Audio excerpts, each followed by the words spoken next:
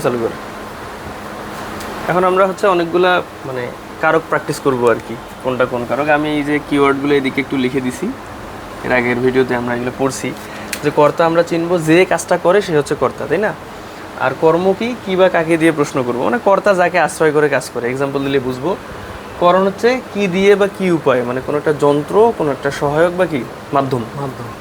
এরপরে অধিকরণ কোনটা, যে স্থান, কাল কিংবা কোনো একটা ভাব বুঝি। আর অপাদান হচ্ছে যা হতে কোনো কিছু উৎপন্ন হয়, বিচ্যুত হয়, জাত, ভয়, বিরত, আরম্ভ, এই বিষয়গুলোই। আরম্ভ আর এইখানকার যে কাল বা সময়, এগুলো নিয়ে একটু ক্লাস আছে আর কি। এই বিষয়গুলোই আমরা এখন ক্লিয়ার করব। এটাও একটা বেসিক ভিডিও, আমরা একেবারে ক্লাস ধরে ধরে এরপর একটা আলোচনা করব, মানে টাইপ ধরে ধরে। তাহলে এই জায়গায় এতক্ষণে অরিন্দম কহিলা বিষাদে, তাহলে আমরা কারণ নির্ণয় করার ক্ষেত্রে প্রথম যে কাজটা সেটা হচ্ছে যে ক্রিয়াপদটা নির্ণয় করব। হ্যাঁ, তাহলে এইখানে ক্রিয়াপদ কোনটা? কহিলা। কহিলা। তাহলে আমি যদি অরিন্দমের নিচে আন্ডারলাইন করি, তাহলে এই যে বলার কাজটা কি করলো? অরিন্দম। অরিন্দম, তাহলে অরিন্দম কোন কারক হবে? কর্তৃকারক। অরিন্দম হবে কর্তৃকারক, তাই না? তাহলে এটা হচ্ছে কর্তৃকারক বা কর্তাকারক। তারপর এতক্ষণের নিচে যদি আন্ডারলাইন করি, এতক্ষণ, এতক্ষণে সময় না, এতক্ষণ সময়। যদি সময় মিন করে তাহলে সেটা কি হবে? স্থান, কাল, সময়, তাহলে সেটা অধিকরণ, তাই না? আচ্ছা, যদিও এগুলো প্রশ্ন না, প্রশ্ন হচ্ছে যে অরিন্দমটা কি হবে। তারপর রেখো মা দাসের মনে, এখানে ইয়া কোনটা কি জানি বলে, কর্তা কোনটা? মনে রাখা। রেখোটা, রেখো, হ্যাঁ মনে রাখা আর কি, রেখো হচ্ছে ক্রিয়া। তাহলে আমি যদি বলি মায়ের নিচে আন্ডারলাইন করলে সেটা কি হবে? রেখো মা দাসের মনে, তাহলে মনে রাখার কাজটা কি করবে? মাকে, মা করবে। তাহলে মাটা কি? কর্তৃকারক। মাটা হচ্ছে কর্তাকারক, তাই না? কর্তাকারক বা কর্তৃকারক। কাকে মনে রাখবে? দাসের।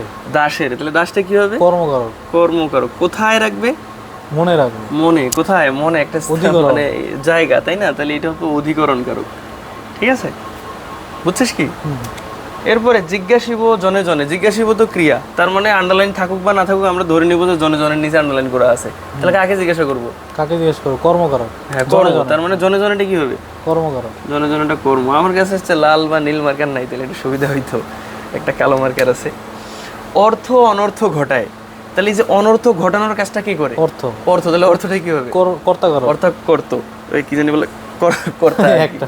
হ্যাঁ, তার মানে যে কাজ করে সে কি হবে? কর্তা। কর্তা। তাহলে এইখানে অর্থটা হচ্ছে কর্তা। আচ্ছা, কি ঘটায়? অনর্থ। অনর্থ। অনর্থটা কি? কর্ম। এইটা হবে কর্ম আবার। আচ্ছা, আমি কি ডরাই সখী ভিখারি রাঘবে, এই যে ডর, মানে ডর মানে হচ্ছে ভয় করা আর কি। ভয় করা। তাহলে যা হতে ভয় বা বিরত, আরম্ভ, বিচ্যুত, এই জিনিসগুলো হবে যা থেকে, সেটা কি হবে? অপাদান হবে না? তাহলে ভয়টা আসতেছে কোথা থেকে? ডরটা আসতেছে কোথা থেকে? ভিখারি রাঘব থেকে না? ভিখারি। তাহলে ভিখারি রাঘবটা কি হবে?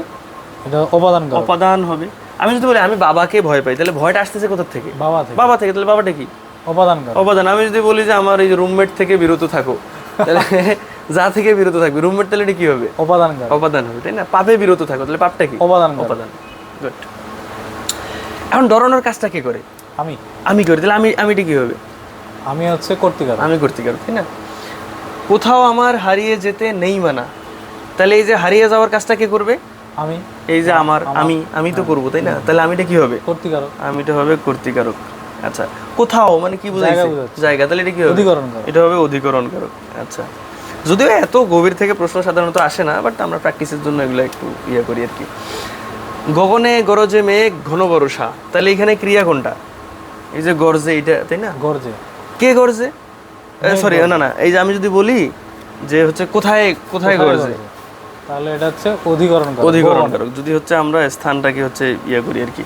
তারপরে গুণহীন চিরদিন থাকে পরাধীন, তাহলে চিরদিন মানে পরাধীন থাকার কাজটা কি করে? গুণহীন। গুণহীন, তাহলে এখানে গুণহীনটা কি? কর্তৃকারক। গুণহীনটা এটা কর্তাকারক। আর চিরদিনটা তাহলে কি হবে? এটা হচ্ছে অধিকরণ কারক। অধিকরণ, সময় বোঝাচ্ছে, তাই না? আচ্ছা, এরপরে তিলে তৈল আছে, তাহলে এটা কি হতে পারে? তিলে তৈল আছে। আর এই পাশে যদি আরেকটা দেই যে তিল থেকে তৈল হয়, তৈল হয়, তাহলে এই দুই জায়গায় দুইটা তিল আছে। তাহলে তিলে তৈল আছে মানে তিল একটা জাস্ট একটা জায়গা, সেখানে তেলটা আছে, সেখানে তো উৎপন্ন হওয়া বোঝাচ্ছে না বা বিচ্যুত হওয়া বোঝাচ্ছে না, বোঝাচ্ছে কি? জায়গা বোঝাচ্ছে, একটা জায়গা বোঝাচ্ছে। তাহলে এখানে তিলটা কি হবে? অপাদান কারক না অধিকরণ। একটা জায়গা বোঝাচ্ছে, যদি একটা জায়গা বোঝায় তাহলে সেটা কি? অধিকরণ কারক। আর তিল থেকে তৈল মানে উৎপন্ন হয়, যদি উৎপন্ন হওয়া বোঝায় তাহলে সেটা কি হবে? অপাদান কারক। অপাদান কারক। আবার আমি যদি বলি ধর গাছে পাতা আছে, কি হবে এটা? তাহলে অধিকরণ কারক। অধিকরণ কারক। আর যদি কেবল গাছ থেকে পাতা পড়ে তাহলে অপাদান কারক। অপাদান কারক। আমার হাতে মার্কার আছে, তাহলে আছে একটা জায়গা, অধিকরণ কারক। অধিকরণ। হাত থেকে মার্কার পড়ে গেল অপাদান কারক। অপাদান কারক। যদি বলেছে ছাদে পানি আছে, তাহলে এটা অধিকরণ কারক। অধিকরণ কারক। আর ছাদ থেকে পানি পড়ে অপাদান কারক। কিন্তু যদি বলি যে এটা একটা ছাদ, ছাদের উপরে যদি পানি পড়ে, তাহলে কি এখানে পানিটা গজায় না বিচ্যুত হয়? কিছুই তো হয় না। ছাদ একটা জায়গা, সেখানে পানিটা পড়তেছে, তাহলে এখানে কি হবে? তাহলে এখানে অধিকরণই হবে, জাস্ট একটা জায়গা।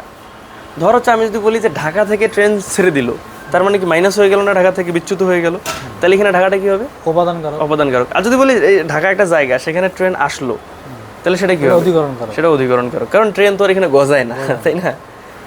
ওকে, তাহলে তিলে তৈল আছে, এটা কি হবে? এখানে তিলটা, এটা হচ্ছে অধিকরণ কারক। এটা হচ্ছে অধিকরণ, যেহেতু জায়গা মিন করতে। আর তিল থেকে তৈল হয়, এটা অপাদান কারক। এটা হচ্ছে অপাদান কারক, কারণ এখানে উৎপন্ন হচ্ছে, তাই না? আমি যদি বলি তিল থেকে তৈল পাই, তাও হচ্ছে সেম জিনিস। এরপরে শুক্রবার থেকে পরীক্ষা আরম্ভ। আচ্ছা, এই জায়গায় একটা জানার জিনিস, শুক্রবার থেকে পরীক্ষা আরম্ভ। আর যদি আমি বলি যে শুক্রবারে আসিস, তাহলে শুক্রবারে আসিস মানে একটা টাইম বোঝাচ্ছি। কিন্তু শুক্রবার থেকে পরীক্ষা আরম্ভ, এখানে একটা জিনিস আছে না, যা হতে আরম্ভ, যা হতে আরম্ভ। তাহলে এখানে কি হতে আরম্ভ? আরম্ভ হলে শুক্রবার হতে আরম্ভ। তাহলে শুক্রবারটা এখানে কি হবে? অপাদান কারক। অপাদান হবে। আমি যদি বলি 9টা থেকে পরীক্ষা শুরু, তাহলে 9টা কি হবে? অপাদান কারক। অপাদান কারক। কিন্তু আমি যদি বলি কালকে 9টায় দেখা হবে, তাহলে এটা অধিকরণ কারক। তাহলে অধিকরণ, কারণ ওটা একটা জাস্ট একটা সময়। হ্যাঁ, যে কালকে 9টায় দেখা হবে, একটা সময়। কিন্তু যদি বলি 9টা থেকে কোনো কিছু শুরু হবে, তাহলে এটা আরম্ভ বোঝাচ্ছে, তাহলে এটা কি হবে? অপাদান কারক। অপাদান।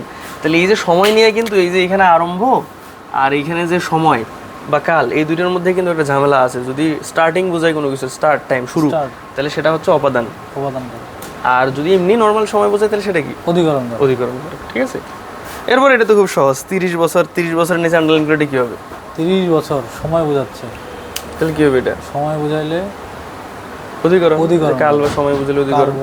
তাহলে এই হচ্ছে মোটামুটি আমাদের কিছু হালকা মানে এক্সাম্পল, যেগুলো দিয়ে আমরা মোটামুটি জিনিসটাকে আর একটু গভীর থেকে আলাপ আলোচনা করতে পারি।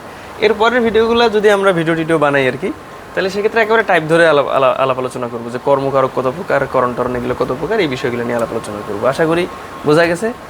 আজকে এই পর্যন্ত। আসসালামু আলাইকুম। বন্ধ করে